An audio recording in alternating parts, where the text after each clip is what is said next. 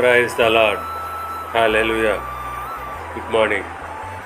ఈరోజు దేవుని వాగ్దానము కీర్తనల గ్రంథము 102వ కీర్తన 17వ వచనము.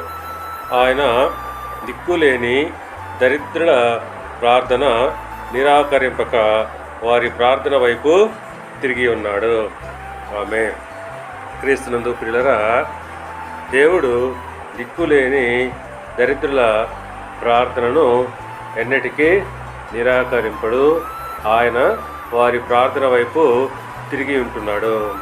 అవును, అదే కీర్తనల గ్రంథము 72వ కీర్తన 12వ వచనంతో పోల్చి చూసుకున్నట్లయితే, దరిద్రులు మొరపెట్టగా అతడు వారిని విడిపించును, దీనులను నిరాధారులను ఆయన విడిపించును.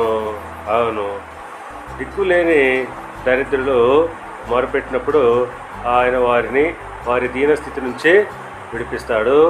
దీనులను, ఎటువంటి ఆధారము లేని నిరాధారులను ఆయన విడిపిస్తాడు.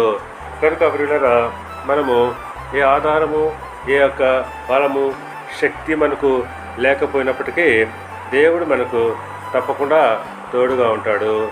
ఆయన దిక్కులేని దరిద్రుల ప్రార్థన నిరాకరింపక వారి ప్రార్థన వైపు ఆయన తిరిగి ఉంటున్నాడు.